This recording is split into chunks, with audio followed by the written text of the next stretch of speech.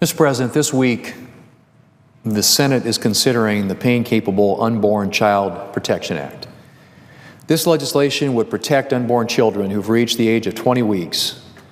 That's 5 months of pregnancy from being killed by abortion. Mr. President, 5 months into a pregnancy, babies are sucking their thumbs. They're yawning and stretching. They're actively moving around. They respond to noises. And Mr. President, they feel and respond to pain. The scientific evidence on this point is incontrovertible. 5 months into pregnancy, unborn babies feel pain.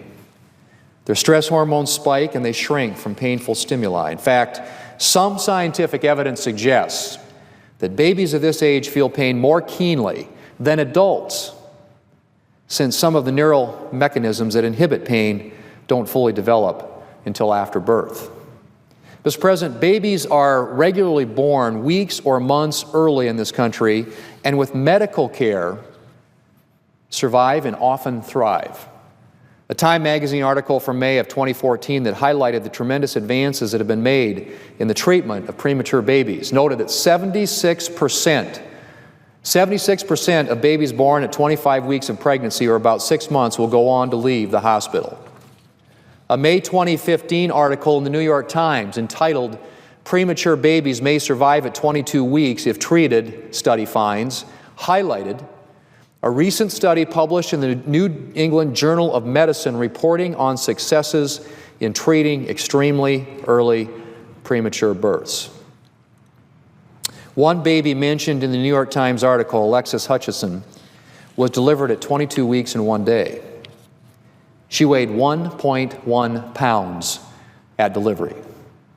Today, the Times reports, and I quote, "Aside from being more vulnerable to respiratory viruses, Alexis is a healthy 5-year-old girl," end quote.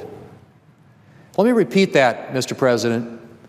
Alexis Hutchinson, who was born at 22 weeks and 1 day, or approximately halfway through her mother's pregnancy, is today a healthy 5-year-old girl. And yet, under the laws of this country, Mr. President, a baby of the very same age can be killed by abortion. The Centers for Disease Control and Prevention estimates that more than 15,000 late-term abortions are performed each year in the United States. Many of these babies could have survived if, instead of being aborted, they'd been born in a hospital and given medical care. Mr. President, late-term abortion procedures are so brutal it's difficult even to talk about.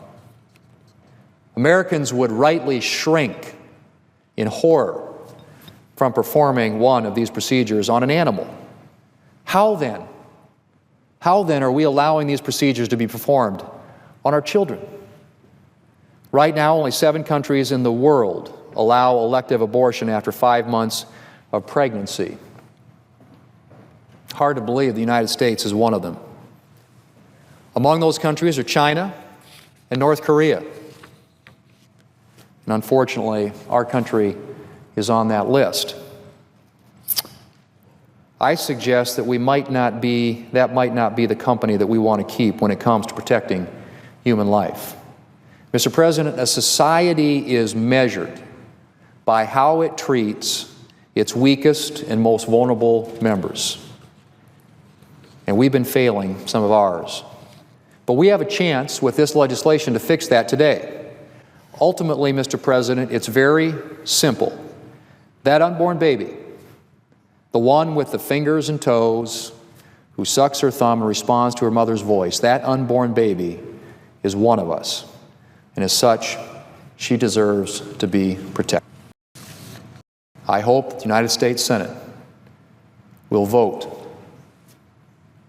in support of protecting our unborn and vote in favor of this legislation when we have that opportunity tomorrow. Mr. President, I yield the floor.